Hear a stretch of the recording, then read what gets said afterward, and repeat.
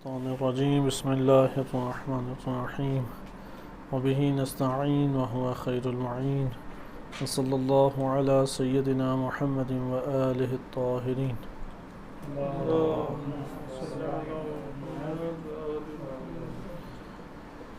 سیرت و تاریخ انبیاء علیہ السلام میں حضرت ہود علیہ السلام کا موضوع آپ کی خدمت میں ذکر کیا جا رہا تھا۔ گزشتہ درس میں ہم نے حضرت ہود علیہ السلام کی قوم کا ان کے اوپر جو ظلم و ستم تھا اس کو قرآن کریم کی آیات کے تناظر میں ملاحظہ کیا کہ قوم نے انہیں طرح طرح کے طعنے دیے اور پوری کی پوری قوم نے ان سے مخالفت مول لی۔ ہم گزشتہ درس میں وہ حصہ بھی پڑھ چکے ہیں کہ جس میں انہوں نے حضرت ہود علیہ السلام سے جب شدید ٹکراؤ کیا تو ہود علیہ السلام نے سب کے مقابلے میں آنے کے لیے اپنے آپ کی آمادگی کا اظہار کیا، جیسا کہ ارشاد باری تعالی ہوتا ہے کہ من دونہ فکیدونی جمیعا، کہ اللہ کو چھوڑ کے تم لوگ جو بھی پلان بنانا چاہتے ہو وہ پلان بنا لو، جو مکاری کرنا چاہتے ہو، سازش کرنا چاہتے ہو وہ سازش تم کر لو۔ ثم لا تنظرون، اور مجھے ایک لحظے کے لیے بھی مہلت نہ دو۔ انی توکلت علی اللہ ربی و ربکم، کہ میں اللہ جو کہ میرا اور تمہارا رب ہے اس کے اوپر توکل کرتا ہوں۔ ما من دابۃ الا هو آخذ بناصیتها، کوئی چلنے والا ایسا نہیں ہے کہ اس کی جان، اس کی پیشانی کے بال اللہ کے قبض قدرت میں نہ ہوں۔ ان ربی علی صراط مستقیم، میرا رب صراط مستقیم پر ہے۔ علماء نے ذکر کیا ہے کہ یہ جملات حضرت ہود علیہ السلام کے معجزے پہ دلالت کرتے ہیں۔ ان کا معجزہ یہ تھا کیونکہ ایک بندہ عام حالات میں، ایک اکیلا بندہ پورے معاشرے کا مقابلہ نہیں کر سکتا۔ آپ جانتے ہیں کہ ایک تنہا بندہ چند افراد کے ساتھ پورے معاشرے کے سامنے نہیں مقابلہ کر سکتا۔ تو علماء نے ذکر کیا کہ ان کا معجزہ یہ تھا کہ وہ اس قدر قوت اور طاقت رکھتے تھے، اس کے باوجود ہود علیہ السلام کو قابو نہیں کر سکے یا ان سے ٹکر نہیں لے سکے۔ تو یہ معجزہ کس جہت سے بنتا ہے؟ ممکن ہے کوئی کہ حضرت نوح علیہ السلام کے دور میں بھی تو اسی طرح تھا، انہوں نے بھی اسی طرح کی سورہ یونس میں آپ پڑھ چکے ہیں اقوال، آیات کریمہ اور اس کے ذیل میں اقوال پڑھ چکے ہیں کہ حضرت نوح علیہ السلام نے بھی یہی کہا کہ تم نے جو پلاننگ کرنی ہے کر لو، اور اس کے بعد دوبارہ نظر ثانی کرنا کہ کوئی پہلو نہ رہ جائے جس کے پر تم بعد میں پشیمان ہو یا اس کے بارے میں اس طرح تبصرہ کرو کاش وہ بھی اختیار کر لیتے، اور میں فقط اور فقط اپنے رب کے اوپر توکل کرتا ہوں۔ تو یہاں بھی معجزہ اس باب سے ہے کہ تمام اقوام جو ابھی تک گزری ہیں اس میں قرآن کریم نے سب سے قوت کی مالک قوم، جن کے قد لمبے تھے، طاقت انہیں خوب دی ہوئی تھی، بڑے بڑے گھروں میں رہتے تھے، زراعت اور آپاشی کے ان کے پاس بڑے سلسلے موجود تھے، کھاتے پیتے لوگ تھے، جس قوم کا تذکرہ قرآن نے اس نوعیت سے کیا ہے وہ سب سے بڑی قوم عاد تھی، حضرت ہود علیہ السلام کی قوم۔ ان سے بڑھ کر کوئی اور قوم اس خصوصیت کی مالک نہیں تھی۔ لہٰذا چونکہ جب قرآن نے ان کی قوت کو ابھارا ہے تو اس قوت کے نتیجے میں تو ہود علیہ السلام جیسے بندوں کو پسپا کرنا بہت آسان ہوتا یا نہ ہوتا؟ بقیہ دیگر قوموں کے پاس یہ نوعیت طاقت موجود نہیں تھی، حتیٰ کہ قرآن کی آیات کے مطابق وہ ہود علیہ السلام کو کیا طعنے دیتے تھے کہ آپ کا جو خدا ہے، یعنی آیات و روایات کے مطابق یہ ہود علیہ السلام کو طعنے دیتے تھے کہ جو پرانے دور میں خداؤں کو انبیاء نے شکست دے دی اس کی وجہ یہ تھی کہ ان کے خدا ضعیف تھے، ہمارے خدا تو بہت قوی ہیں، کوئی اسے شکست نہیں دے سکتا، اتنا ان کو اپنی طاقت کے اوپر ناز تھا۔ تو اس قوت اور قدرت کے ساتھ ایک فرد کا چند افراد کے ہمراہ ٹکرا جانا اور یہ پورا معاشرہ اس کو شکست دینے یا زیر کرنے میں ناکام رہے، یہ ایک معجزے سے تعبیر کیا گیا ہے۔ بہرحال آج کے دن جو ہمارے پاس بنیادی موضوع ہے وہ ہے ہلاکت اس قوم کا، اس قوم کی ہلاکت۔ اس کے بعد انشاءاللہ تعالی ہم منتقل ہو جائیں گے بعض تاریخی اور روائی موارد کی طرف کہ جس میں یہ تذکرہ موجود ہے۔ سب سے مثلاً یہ جو انبیاء آئے ہیں یا مبلغین آئے ہیں وہ سب سے بری قوم کس کی تھی؟ مثلاً جس کے انبیاء اس کے مواجہ ہو گئے، یعنی مثلاً جو پروپیگنڈے میں زیادہ ہو، جو اس طرح انبیاءوں کو تنگ کرتے ہو، تو اس لحاظ سے انبیاء کی تو ہر وہ قوم جس پہ عذاب آیا، عذاب چونکہ ایک مقدار اللہ کے پاس معین ہے، کیونکہ ہر شے کے لیے اللہ نے مقدار معین کی ہے، تو عذاب اسی وقت آتا ہے کہ جب وہ اس مقدار تک معاشرہ پہنچ جائے۔ تو اس اعتبار سے ساری قومیں اپنے اپنے طور پہ جو ہلاک ہوئی ہیں وہ بدترین قومیں تھیں، لیکن ایک قوم کو دوسری قوم پہ بدترین ہونے کے اعتبار سے کوئی خاص ترجیح نہیں دی گئی، کیونکہ جب عذاب اور ہلاکت ہے تو وہ ہلاکت موجود ہے۔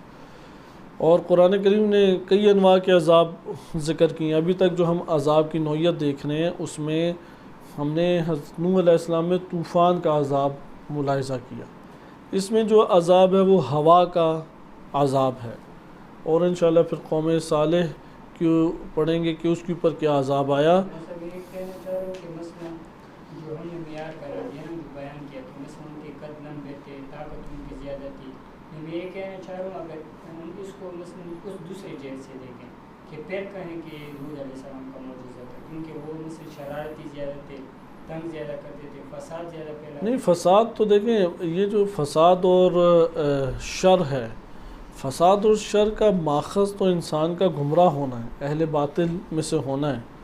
جو اہل باطل میں سے اس کے پاس شر کی مقدار پائی جاتی ہے وسیع پیمانے پہ، وإلا تو معاشرہ اتنا آلودہ نہ ہوتا۔ لیکن یہ ہے کہ جو قوم عاد کے پاس جسمانی قوت موجود تھی اور جو ان کے بڑے ہیکل تھے، صحت مند اور تندرست تھے، لذات میں زندگی بسر کرتے تھے، یہ دیگر اقوام کو حاصل نہیں تھا۔ اور جس کے پاس یہ دنیاوی طاقت، رعب، دبدبہ اور اس طرح کے امور حاصل ہوں، وہ اپنے مد مقابل کو بہت بدترین طریقے سے دبا دیتا ہے۔ اس اعتبار سے دیکھیں تو حود علیہ السلام کو وہ دبا نہیں سکے، جبکہ عام حالات میں دیکھیں تو حود علیہ السلام کو فوراً ہی شہید کر دیتے۔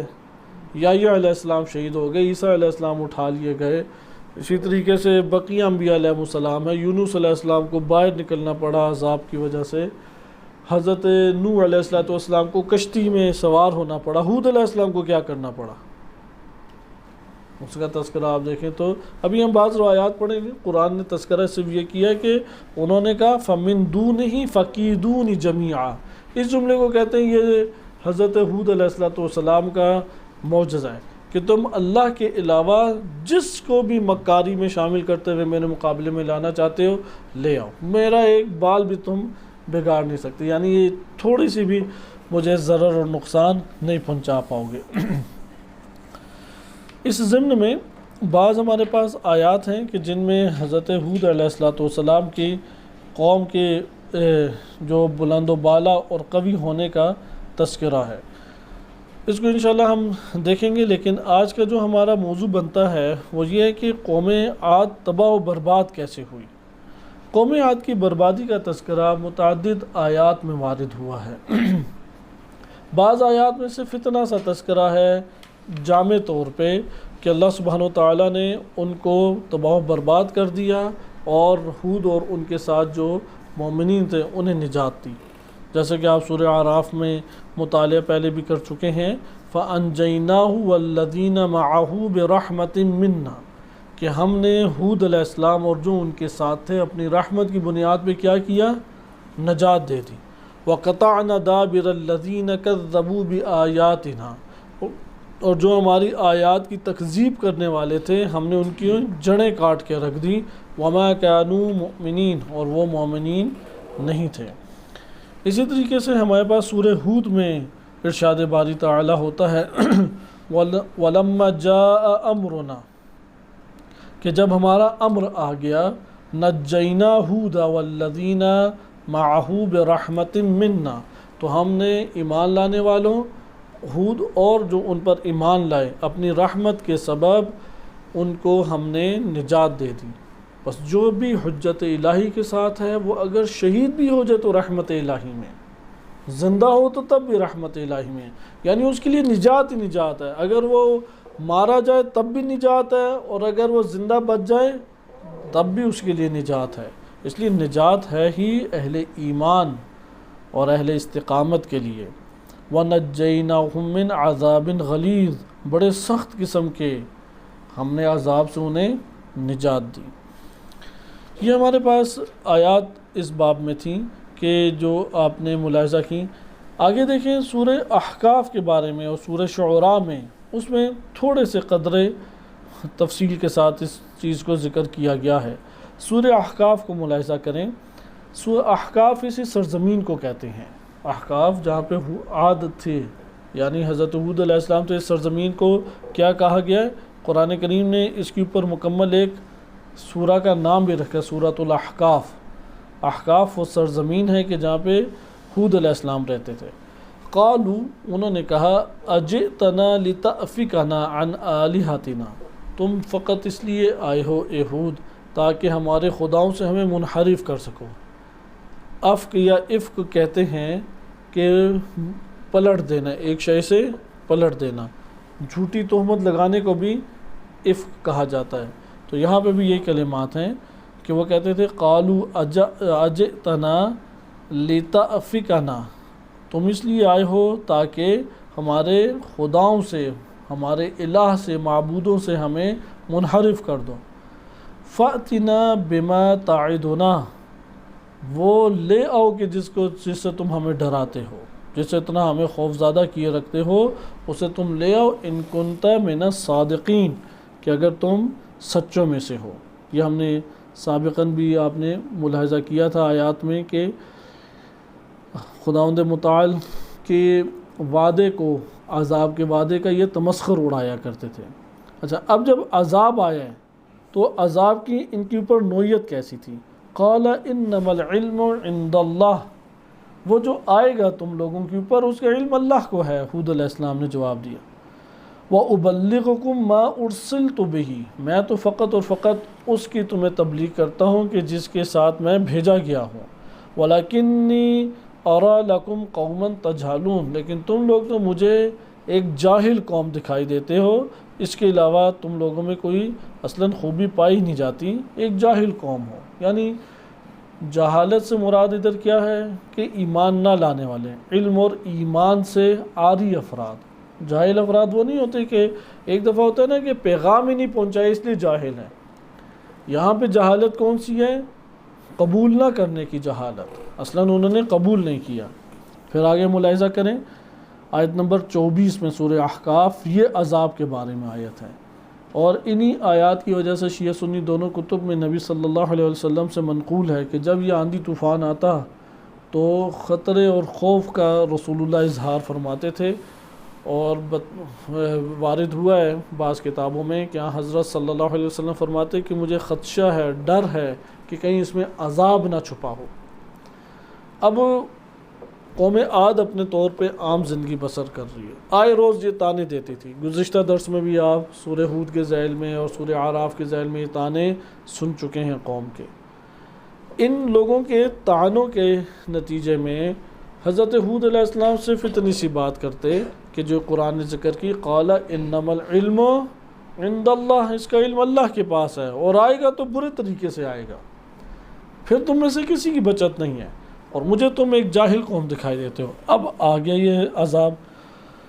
جب عذاب فلما رأوہ، جب انہوں نے دیکھا، عارضا مستقبل اودیتہم، کہ ان کے وادیوں کے سامنے سے پانی نیچے آ رہا ہے۔ حضرت ہود علیہ السلام کی قوم پہ عذاب کیسے آیا تھا؟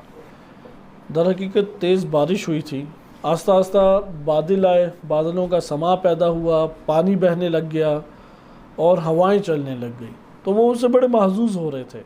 انہوں نے کہا کہ یہ تو ہمارے لیے فائدے کی چیز آ گئی، اس لیے انہوں نے کہا کہ عارضاً مستقبل اودیتہم، ہماری ہی وادیوں سے یہ جو نیچے اتر کے ہماری طرف آ رہا ہے، قالوا ھذا عارض ممطرنا، یہ تو وہی ہماری وہ بارشیں ہیں جو عام عادی حالات میں ہوتی ہیں، اس کو کہیں عذاب نہ سمجھ لو، یہ تو عام ہمارے اوپر آنے والی بارشیں ہیں ہماری طرف جو بڑھ رہی ہیں۔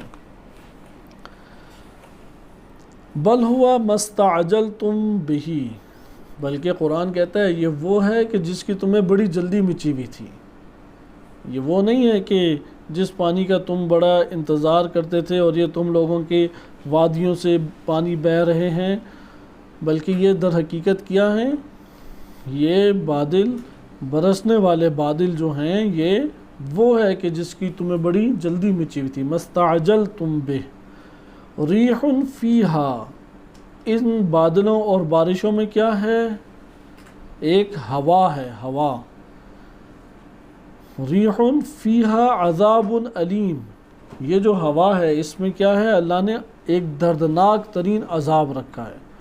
تدمر کل شیء بامر ربہا، اور یہ ہوا ہر شے کو اپنے رب کے، یہ فیہا کی ضمیر ریح کی طرف لوٹ رہے، ریح ایک ایسی ہوا، فیہا عذاب علیم، کہ جو عذاب علیم لیے ہوئے ہے، ہوا کے ذریعے سے اللہ نے اڑایا۔ اور یہ ان کے تکبر کو خاک میں ملانا تھا۔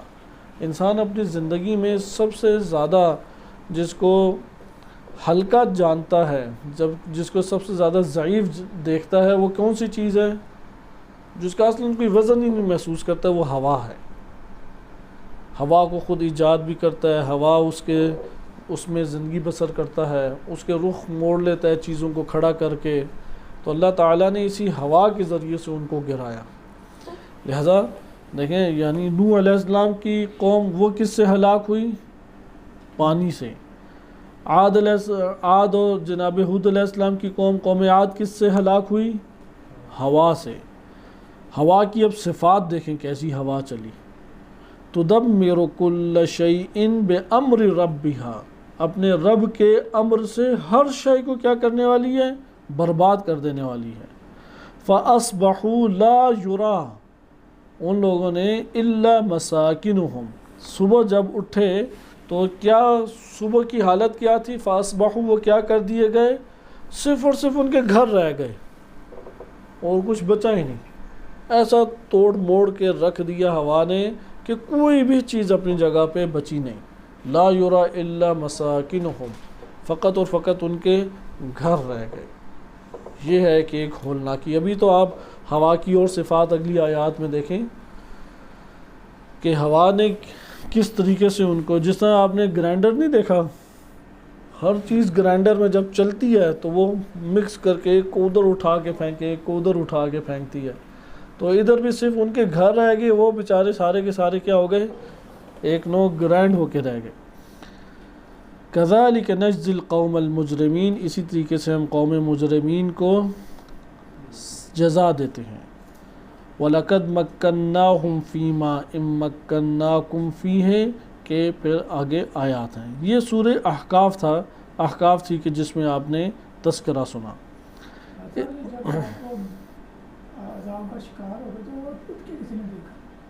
کیا یہ تو اللہ تعالیٰ بیان کر رہے ہیں نا، ادھر اٹھ کے انہوں نے تو نہیں دیکھا۔ فاصبحوا، وہ ہو گئے، ہلاک ہو گئے۔ فاصبحوا یعنی وہ سارے ہلاک ہو گئے، صبح ہونا نہیں ہے ادھر مورا، یعنی فاصبحوا وہ سارے کے سارے برباد ہو گئے۔ پھر لا یرا الا مساکنہم، پھر ان کے گھر ہی خالی رہ گئے اور کچھ بھی گھروں میں نہیں تھا۔ سورہ زاریات میں دیکھیں، نہیں لا یرا، کچھ نہیں دیکھا جا سکا سوائے ان کے گھروں کو، صرف گھر، یعنی ہوا جب چلی تھی تو گھر قائم دائم رہے، تو اہل گھر کہاں چلے گئے؟ مکین کہاں چلے گئے؟ وہ سارے کے سارے برباد ہو گئے، کیونکہ بہت لمبے چوڑے تھے، کوئی کہیں پہ گرا پڑا تھا، کوئی کہیں پہ گرا پڑا تھا۔ ایک روایت ہم پڑھ چکے ہیں سابقہ دروس میں کہ عیسیٰ علیہ السلام سے الکافی میں منقول ہے، امام صادق علیہ السلام سے غالباً انہوں نے نقل کیا کہ عیسیٰ علیہ السلام ایک وادی سے گزرے تو دیکھا کہ ادھر سارے کے سارے مرے پڑے ہوئے ہیں، چوپائے، کوئی ادھر گرا ہوا ہے، کوئی بندہ ادھر گرا پڑا ہے، کوئی پرندے ادھر گرے پڑے ہیں۔ تو عیسیٰ علیہ السلام نے کہا کہ یہ عذاب سے مرے ہیں سارے۔ تو حواریوں نے اور ان کے شیعوں نے پوچھا یہ کیسے آپ کو پتہ لگا؟ تو کہا کہ اگر یہ تبھی موت مرے ہوتے تو اس طریقے سے نہ پڑے ہوتے بکھرے ہوئے۔ یہ جو اس طرح بکھرے ہوئے ہیں نا، پرندے ادھر، مویشی ادھر، بندے ادھر، تو یہ کیفیت کس کی ہے کہ ان کے اوپر کوئی بلا اور آفت آ کے گری ہے۔ تو پھر آگے ہے کہ انہوں نے کہا کہ آپ ہمیں ذرا بتائیں، کسی مردے کو زندہ کریں کہ جو ہمیں آ کے بتائے کہ کیا اس کے ساتھ واقعہ ہوا اور ہم کیا کام کرتے تھے جس کی وجہ سے یہ عذاب آیا۔ تو عیسیٰ علیہ السلام رات کو مناجات کرتے رہے اور پھر ایک کو انہوں نے اللہ تعالیٰ کے اذن سے اٹھایا، تو اس نے پھر آ کے بات کی کہ ہم دنیا میں غافلوں کی زندگی بسر کرتے تھے، طاغوت کے طرف رجوع کرتے تھے، 3-4 چیزیں انہوں نے بیان کی، اور معصیت کار تھے، گناہوں میں ڈوبے ہوئے تھے۔ بہرحال یہ عذاب کی نوعیت ہی ایسی ہوتی ہے کہ وہ سارے اجڑے بچڑے گرے ہوتے ہیں۔ اب تو دنیا میں کئی جگہوں پہ ہواؤں کے طوفان چلتے ہیں، کس میں اللہ تعالیٰ نے کس کے لیے عذاب رکھے یہ ہمارے علم سے باہر ہے۔ اس لیے امت محمدیہ 100% تو کبھی بھی نہیں ختم ہوگی، لیکن ایسا نہیں ہے کہ اس امت کے افراد کے اوپر عذاب نہیں آئے گا۔ نہج البلاغہ میں امیر المومنین علیہ السلام کا فرمان ہے کہ جن گناہوں کے باعث، جن گناہوں کے انجام دینے کی وجہ سے گزشتہ قوموں پہ عذاب آیا ہے، اگر وہی گناہ اس امت کے افراد کریں گے اس کے اوپر بھی یہ عذاب آئے گا، اس کے اوپر بھی کوئی نہ کوئی اسی نوعیتوں کے عذابوں میں سے عذاب آئے گا۔ تو ہم دیکھتے ہیں کہ بدترین لوگ بدترین طریقے سے اس دنیا میں پھر مرتے بھی ہیں۔ آئیں عذاب کی نوعیت آگے دیکھیں، سورۃ الذاریات۔ سورہ ذاریات میں ارشاد باری تعالیٰ ہوتا ہے وفی عاد، اور قوم عاد میں بھی اللہ کی ایک نشانی ہے، اذ ارسلنا علیہم الریح العقیم، ہم نے قوم عاد کے اوپر کیا بھیجی؟ ایک ایسی ہوا جو بانجھ تھی۔ عقیم کہتے ہیں بانجھ، یعنی سنسناٹی ہوئی خشک ہوا۔ ہواؤں کی نوعیت ہی ہوتی ہے نا، پانی کو لیے ہوئے ہیں، تھپیڑے مار رہی ہیں، نمی کو لیے ہوئے ہیں۔ یہ کون سی ہوا تھی؟ خشک ہوا تھی، ریح العقیم۔ ما تذر من شیء اتت علیہ، کوئی ایسی چیز نہیں تھی جس کے پاس سے یہ ہوا گزرتی ہو، الا جعلتہ کالرمیم، مگر اس کو بوسیدہ ہڈیوں کی طرح ریز ریز کر کے رکھ دیتی۔ آپ نے ہڈیاں دیکھی ہیں نا، انہیں دبوچ دیں تو کس طرح سے وہ مٹی کی طرح خاک کی مانند چھوٹے چھوٹے ٹکڑوں میں گر جاتی ہیں۔ تو یہ ہوا جس چیز کے بھی پاس سے گزرتی تھی اس کو اسی طریقے سے کر دیتی تھی۔ اسی طریقے سے آئیں اور سورۃ القمر میں دیکھیں کہ اللہ تعالیٰ نے عذاب کی کیا نوعیت بیان کی ہے۔ قوم عاد، قوم عاد کو قرآن نے عذاب کے اعتبار سے متعدد صورتوں میں ذکر کیا ہے، وَإِلَّا حضرت ہود علیہ السلام کا نام لے کے سورہ اعراف اور سورہ ہود میں ہی تذکرہ ہے، ممکن ہے 1-2 اور صورتوں میں ہو، لیکن قوم عاد کا تذکرہ 6-7 جگہوں پہ قرآن کریم میں ہے، اور جس جگہ پر بھی ہے ان کی تباہی کے اعتبار سے ہے۔ اور یہ جو اوصاف بیان کیے گئے ہیں، آپ نے سورہ احقاف میں دیکھا کہ کیسے آیا عذاب کے آنے کی نوعیت کس میں بیان ہوئی ہے؟ سورہ احقاف میں۔ انہوں نے کہا یہ تو پانی ہمارے لیے بادل لے کے ہوا آ رہی ہے اور بارش ہوگی اور یہ سامنے سے ہمارے پانی بہے گا۔ تو یہی ابھی وہ دیکھ ہی رہے تھے کہ اس ہوا کے اندر اللہ نے عذاب رکھا ہوا تھا اور اس نے سب کو برباد کیا۔ اور آپ نے سورہ ذاریات میں دیکھا کہ بربادی کی نوعیت کیسی تھی کہ یہ بانجھ ایک ہوا تھی۔ بانجھ ہوا کے اوپر نہ غور کریں کلمہ الریح العقیم۔ قرآن نے جن چیزوں کی صفات ذکر کی ہیں وہ صفات بہت قیمت رکھتی ہیں۔ آپ نے ہوائیں چلتی بہت دیکھی ہوں گی، بعض ہوائیں جب چلتی ہیں تو آواز دیتی ہیں، خوب آواز دیتی ہیں۔ عموماً آواز کی جو دہشت ہے وہ تب پیدا ہوتی ہے جتنی خشک ہوا ہوگی اتنی زیادہ آواز اس سے برآمد ہوگی، اس سے اتنی آواز اس سے نکلے گی۔ آئیں سورہ قمر میں کذبت عاد، عاد نے تکذیب کی، اس قوم نے، اس معاشرے نے تکذیب کی۔ فکیف کان عذابی ونذر، پھر دیکھا کہ میرا عذاب کیسا تھا، اور یہ جو ڈرانا، نذر کہتے ہیں ڈرانا، میرا عذاب اور میرا دہشت میں انہیں لانا دیکھا تھا کیسا تھا۔ کیف عذابی و نذر، ادھر نذر سے مراد بھلا ڈرانے والے افراد کا بھیجنا ہے یا وحشت ایک طاری کرنا ہے؟ لیکن موت کے نا کئی اسباب ہوتے ہیں۔ ایک دفعہ موت آتی ہے خوف کو لے کے آتی ہے، جیسے ہوتا ہے نا قاتل آتا ہے، بعض اوقات انسان گھر میں ہے وہ اسے خوف میں پہلے مبتلا کرتا ہے۔ خوف کی اذیت بہت سخت ہے، خوف کی شدت بہت سخت ہے۔ خوف میں جب مبتلا ہوتا ہے بہت عجیب و غریب حرکتیں انسان سے صادر ہوتی ہیں، اور پھر وہ اسے قتل اور ہلاکت کے گھاٹ اتارتا ہے، یہ دوسرا اس کے اوپر حملہ ہے۔ لہٰذا جو افراد بھیانک طریقے سے ایک امر کو انجام دینا چاہتے ہیں تو وہ اس کے لیے خوف کی تشکیل لیتے ہیں۔ اللہ سبحانہ تعالیٰ نے جب مجرمین کا خاتمہ کیا تو مومنین کے لیے اللہ نے خوف نہیں رکھا، وحشت ہے، دہشت ہے، یہ اللہ تعالیٰ نے مومنین کے لیے نہیں قرار دی۔ یہ کس کے لیے ہے؟ یہ منکرین کے لیے، کافرین کے لیے، مشرکین کے لیے، منافقین کے لیے۔ سوال یہ اللہ تعالیٰ نے کیوں اتنا سخت رکھا؟ یہ اللہ نے نہیں، بلکہ یہ ان کے اپنے کرتوتوں کا نتیجہ ہے، اپنے کیوں کا نتیجہ ہے، انہوں نے خود یہ اسباب ایسے رکھے ہیں۔ آیا ابھی سے توجہ کریں کہ کیف کان عذابی و نذر، اس آیت کے دیکھیں، اس کے اندر اللہ تعالیٰ کس طریقے سے خوفزدہ کر رہا ہے اور ایک رعب پڑھنے والے کے لیے قرار دے رہا ہے کہ کذبت عاد، عاد نے جب تکذیب کی، فکیف کان عذابی و نذر، تو میرا عذاب اور میری دہشت وہ کیسی تھی۔ انا ارسلنا علیہم ریحا صرصرا، ہم نے ان کے اوپر ایک ایسی ہوا اور تند ہوا کو بھیجا کہ جو سنسناٹی ہوا جسے آپ کہہ سکتے ہیں، سرسرا کہتے ہیں انتہائی تیز، جو اکھاڑ بچھاڑ کر کے رکھ دے۔ اس سے پہلے تھا عقیم، خشک ترین، بانجھ ترین ہوا کو بھیجا۔ ادھر ایک اور صفت کیا ذکر کی جا رہی ہے؟ وہ ذکر کی جا رہی ہے سرسرا۔ سرسرا کہتے ہیں کہ انتہائی تیز، جس کی آواز بھی بہت تیز ہو، یعنی اس کی رفتار انتہائی تیز تھی، تیز رفتار ہوا کو بھیجا فی یوم نحس، کہ ایک منحوس دن کے اندر، وہ دن نحس کا دن تھا، مستمر، اور یہ مستمر طور پہ آئی، یہ تیسری صفت ہوگی۔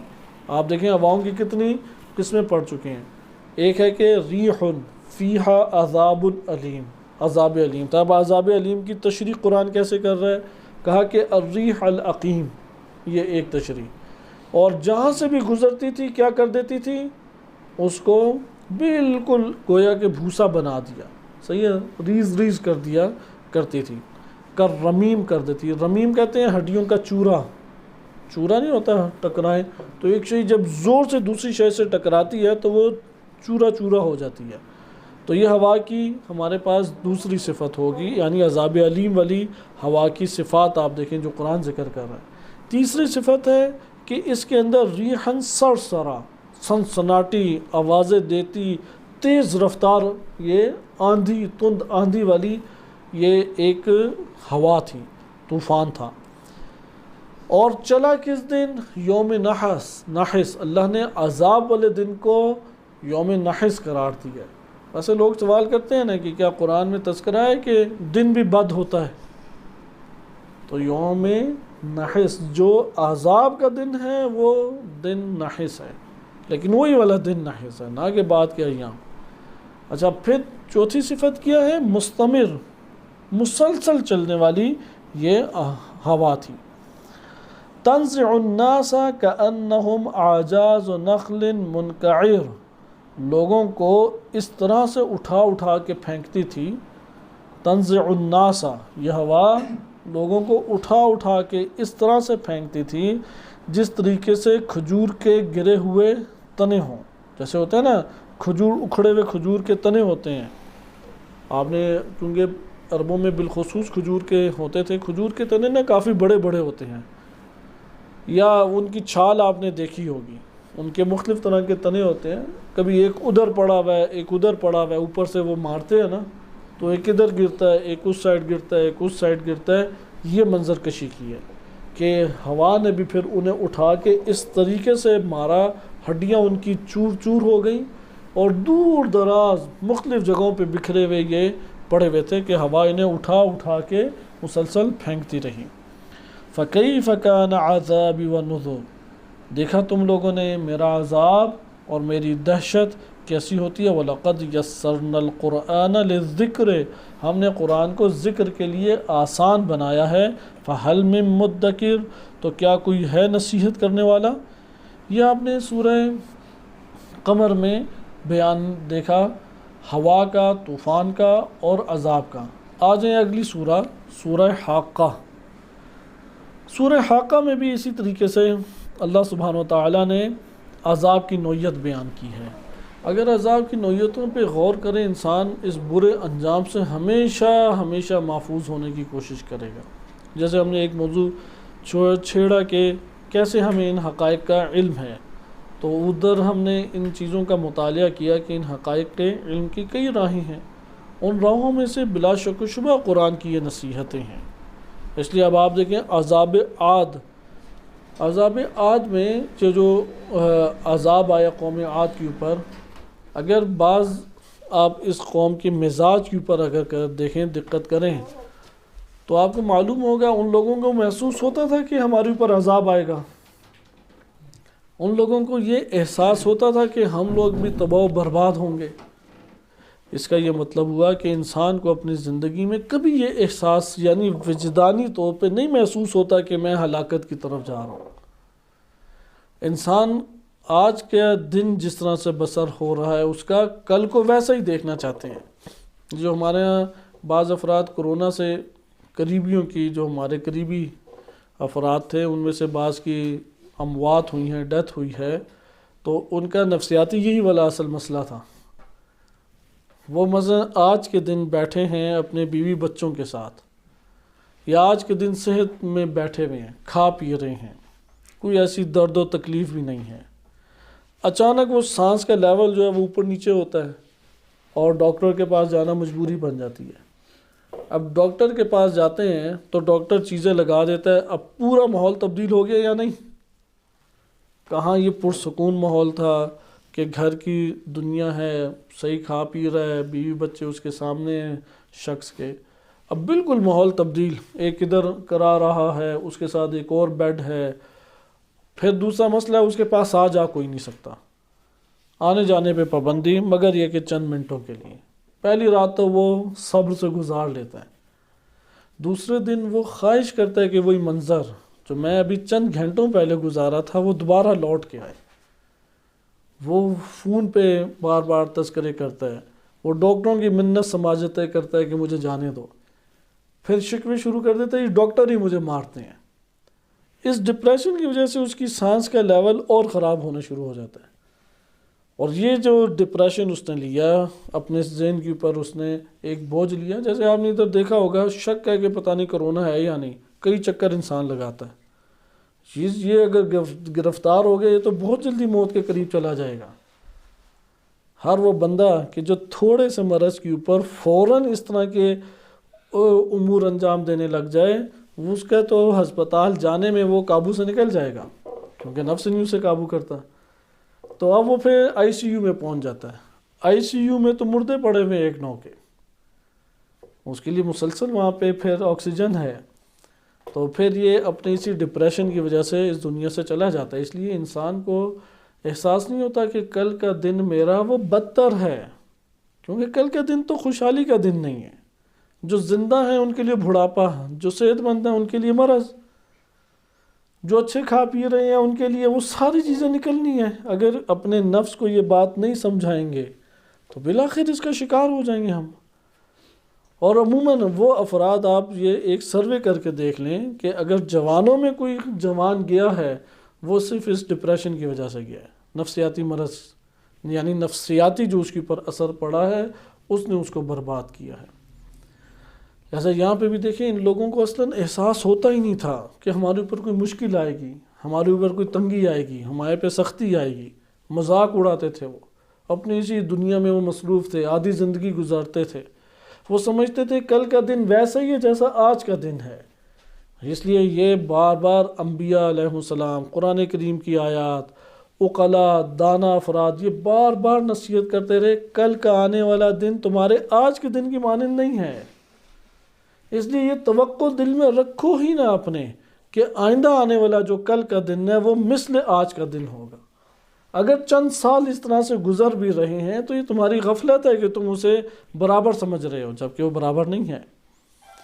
لہذا ادھر آئیں، اب آپ دیکھیں کہ ان کے اوپر جو آفت آئی وہ کیسی تھی۔ کذبت ثمود وعاد بالقارعہ، کہ کھڑکھڑانے والی ہم نے ایک شے کے ذریعے سے قوم عاد اور سمود کو برباد کیا۔ فَأَمَّا الثَّمُودُ فَأُهْلِكُوا بِالطَّاغِیَةِ، کہ جو ہلاک ہوئے قوم سمود وہ ایک طاغیہ، طاغیہ کہتے ہیں جو سرکش ہو اور چھا جائے، یعنی دو صفات اس میں ہیں، ایک سرکشی ہے، بغاوت یعنی ابھری ہوئی ہے، چھنگاڑنے والی، آوازیں دینے والی اور غلبہ حاصل کر جائے۔ وَأَمَّا عَادٌ، لیکن عاد کو کیسے مارا؟ فَأُهْلِكُوا، وہ برباد ہوئے، وہ ہلاک ہوئے، مِرِيحٍ صَرْصَرٍ عَاتِيَةٍ، صرصر یعنی انتہائی تیز رفتار، وعلیکم السلام، انتہائی تیز رفتار آندھی تھی۔ عاتیہ کیا ہے؟ یعنی برباد کر دینے والی۔ عاتیہ کہتے ہیں ہر چیز کو تہس نہس پہ چاہ کے رکھ دینے والی۔ اس لیے آپ قرآن کی دیکھ رہے ہیں کہ ایک ہوا کی کتنی صفات قرآن نے بیان کی۔ اگر اس ہوا سے ہمارے قلوب میں واقع دہشت نہ ابھرے تو پھر اپنی غفلتوں کے معیار کا اندازہ لگا لیں گے کتنا ہے۔ اللہ سبحانہ و تعالیٰ نے اس ہوا کی اوصاف اس لیے بیان کیے ہیں کہ اس دنیا کے اندر ہمیں سب سے پرسکون جو چیز لگتی ہے وہ ہوا ہی ہے۔ وہ ہوا اگر عذاب کے لیے اللہ آمادہ کر دے تو کیسی کیسی شکلیں وہ بناتی ہے۔ وہ مستمر طور پہ آئے گی، بانج اور ریح العقیم ہوگی، تنزع الناس، لوگوں کو اٹھا اٹھا کے ایسے پھینکے گی جیسے کھجور کی وہ ہلکی ہلکی چھالیں دور دور جا کے گری ہوئی ہوتی ہیں، اور پھر اس کے اندر سنسناٹی ایک تیز آندھی کی مانند ہوگی۔ پھر اس میں ایک اور صفت ذکر ہے عاتیہ، سخر علیہا، یہ کسی اور آیت میں بیان نہیں ہے۔ سخر علیہم، یہ ہوا اللہ نے ان کے اوپر مسخر کر دی، غالب کر دی، کتنے دنوں کے لیے؟ 7 لیال و 8 ایام حسوما، کہ اللہ سبحانہ و تعالیٰ نے 7 راتیں اور 8 دن ان کے اوپر مسلسل اس کو حاکم رکھا۔ اور کس طریقے سے یہ آتی تھی؟ فَتَرَى الْقَوْمَ فِيهَا سَرْعَى كَأَنَّهُمْ أَعْجَازُ نَخْلٍ خَاوِيَةٍ، اور یہ قوم اس طرح سے مردہ پڑی ہوئی تھی کہ جیسے کھجور کے اندر سے گل سڑ کے وہ کھوکھلے درخت ہوتے ہیں نا، پھر وہ مختلف جگہوں پہ گھرے ہوئے آپ کو نظر آتے ہیں، یا کھجور کے جو تنے ہوتے ہیں وہ کٹ کٹ کے وہ دور دور ہوا کی وجہ سے گرے ہوئے نظر آتے ہیں، بندے اس طرح دور دور گرے ہوئے آپ کو نظر آ رہے تھے۔ لہٰذا اس صفت کو دیکھیں گے کتنے دن یہ عذاب اور یہ زہریلی ہوا چلتی رہی۔ سائنس تو آگے یہی کہے گی کہ یہ تو فلاں اس کی وجہ سے ہوا، کیونکہ جو بھی معجزہ ہوتا ہے وہ اسباب کے بغیر ہوتا ہے۔ ہم پہلے ٹاپک پڑھ چکے ہیں کہ جو انبیاء علیہ السلام معجزہ انجام دیتے ہیں، آیا وہ طبی جو اللہ کے قوانین ہیں اس کے برخلاف ہے یا نہیں؟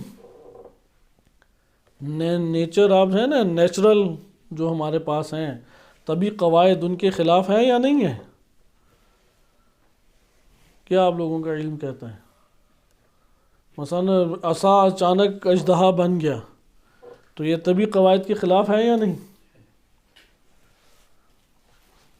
یا نہیں ہے طبی قواعد کے خلاف؟ اسی کو آغا جوادی عاملی نے ذکر کیا کہ اگر آپ دقت کریں یہ علت معلول کے قواعد کے خلاف نہیں ہے۔ کیسے نہیں ہے؟ کہ ایک چیز ہمارے لیے ممکن ہے کہ اس کی تبدیلی اگر وہ موارد یعنی مراحل کے ساتھ ہو تو وہ چند سالوں میں یہاں ہوں، لیکن وہ اس قدر بڑی ٹیکنالوجی کو جانتے ہیں انبیاء علیہ السلام، یا اس قدر اللہ تعالیٰ انہیں قوت عطا کرتا ہے کہ وہ جانتے ہیں کہ اس چیز کو اس شے میں ہم تبدیل کس طریقے سے کر سکتے ہیں۔ تو یہ جو ہمارے پاس ہے یہ طبی قوانین کے خلاف بنتے نہیں، خارق العادہ ہوتے ہیں، لوگ جس کے عادی ہیں اس کے برخلاف معجزہ ہوتا ہے، نہ کہ طبی قوانین کے خلاف معجزہ ہوتا ہے۔ طبی طور پہ وہ ممکن ہوتی ہے چیز، ہمارے علم سے باہر ہے، یعنی طبی طور پہ ممکن ہے کہ یہ جو میٹر ہے یہ کیا بن جائے؟ انرجی، اگرچہ ابھی تک نہیں بنی، 100 سال پہلے آئنسٹائن نے ثابت کیا۔ اب آئنسٹائن یعنی انرجی سے کیا مراد ہے؟ آپ سوچ سکتے ہیں کہ یہ جو آپ کے سامنے در و دیوار ہیں اور جو آپ کے جسم ہیں یہ لائٹ بن جائیں اچانک، سوچ سکتے ہیں یا نہیں؟ اور لائٹ اگر بن جائیں تو لائٹ کی رفتار میں منتقل ہو جائیں ان سالوں میں، یہ جو ابھی ہمارے سال گزر رہے ہیں، سائنس اسی کا تجربہ کر رہی ہے۔ اور دوسرا تجربہ کر رہی ہے کہ مغرب سے سورج کو نکال کے دیکھیں آخر ہے کیا یہ سلسلہ، کیوں اسی طرح سے یہ ہے، کس چیز نے اسے پکڑا ہوا ہے سورج کو، کس نے زمین کو پکڑا ہوا ہے، کیا ان کے اندر ربط قائم ہے۔ تو سائنسدان یہ کوشش کر رہے ہیں کہ انسان کا جسم، جب یہ ایکویشن جو ہے یہ 100 سال پہلے ثابت ہو گئی تو 100 سال کے بعد وہ ایکسپیریمنٹ کی کوششوں میں ہیں، یعنی عقلی طور پہ ثابت ہے کہ یہ اجسام جو ہیں یہ لائٹ بن جائیں، انرجی بن جائیں اور انرجی کی رفتار سے ایک جگہ منتقل ہو جائیں۔